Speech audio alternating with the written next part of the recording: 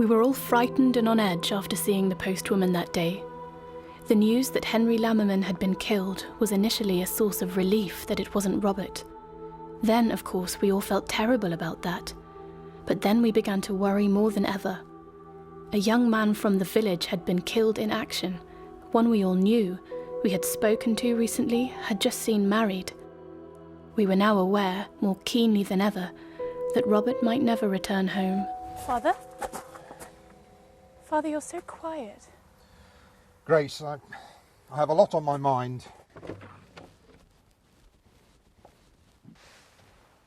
Yes, Father. But we all have.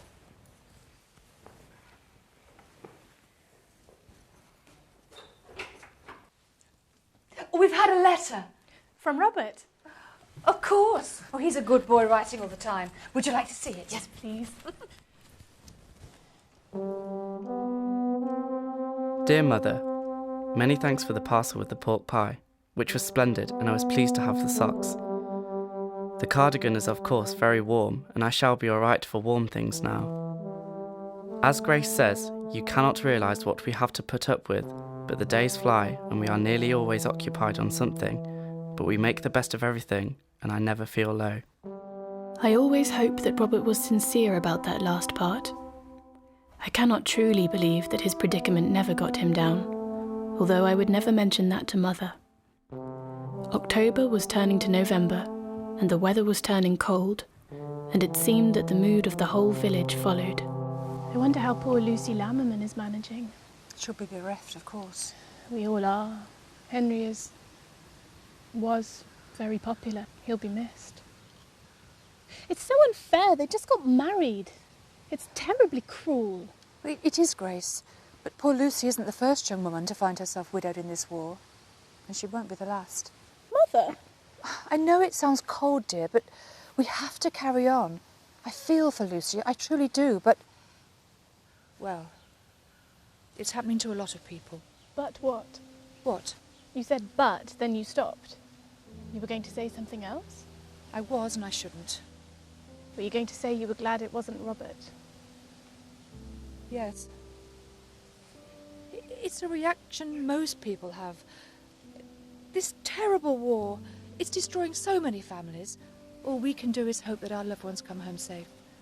Oh my. What? It's Lucy. She's coming this way. Oh. Lucy! Lucy! Oh, Mrs. Crowder, I'm so sorry, I didn't see you. My Lucy, how are you? I'm managing. Oh, my dear Mrs. Lammiman, we were so dreadfully sorry to hear about Henry. Is there anything we can do? I don't think so. Lucy, you look exhausted. I don't think you can have slept in days. Come on, let's get you home. Mother, I think I should take her home and stay with her a while. Of course, dear. Mrs. Lammiman, again, we are so sorry for your loss. Thank you.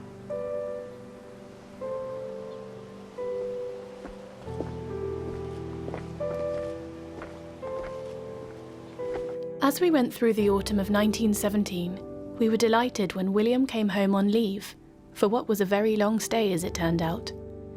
It was wonderful to have my little brother back, but in many ways William's presence made Robert's absence more keenly felt. However, we found there was some solace in missing him together. Ah, Grace. And what brings you out into the village? You did, brother dear. We had a letter this morning from Robert. Well, Mother had the letter, but she's passed it to me, so I thought I'd come find you to read it. Ah, good show. Well, come on. Let's sit down.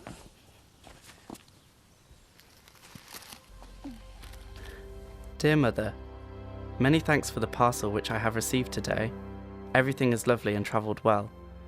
It is very good of you to send me such good things. Will you send me a pair of socks in your next parcel, or as soon as possible, as I can't get any washed here at present? It has been a lovely day here.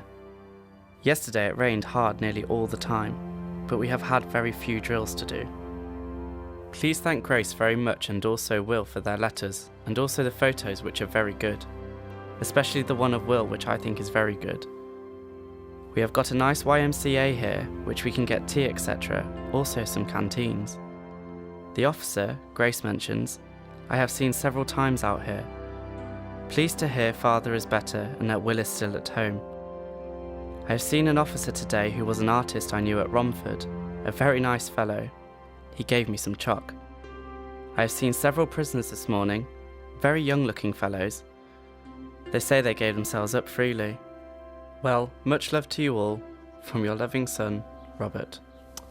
Well, he's doing well, writing so often. Yes. Mother often remarks at how regular his letters are. Oh. And was that aimed at me? Well, we are hoping that you seeing how good Robert is might just be inspiring when you are posted. If I get posted. I'm still sure the War Office has forgotten about me. Seriously? They couldn't have actually forgotten, could they? Grace. When I applied for my commission, they lost my paperwork on a messy desk. If I hadn't made inquiries, my promotion might still be an application at the bottom of a pile. Well, I suppose they have a lot of paperwork. All these men they've conscripted now. It's a large army. It's a big task to keep on top of them all. Well, I'm sure they'll get round to you eventually. Hopefully when the war's over. That would be easier, wouldn't it? It's going to be over by Christmas, isn't it? It's almost November now. Well, they say that every year. It's got to be right one year. Oh, I hope so. When I think of poor Lucy and what she must be going through. So soon after her marriage as well. Chin up, Grace. I worry. And I know Violet does too. She's dreading your being posted somewhere horrible. I know. It's your job. You women do the worrying. Us men do the fighting. I'm glad that you're home safe. Oh, I'm a woman now, am I? You've always referred to me and Violet as girls, despite our age. We've all had to grow up a bit lately, haven't we? At least we've had the opportunity. Grace, such morbid thoughts. You've always sounded like mother, but you sound like father there. Father is being very quiet. I fear he's dwelling on the most awful possibilities. I can imagine. Well, with my being back and his feeling better, that might cheer him up a bit. But goodness, don't you end up that way. Understood. I shall cheer up as ordered. Sir!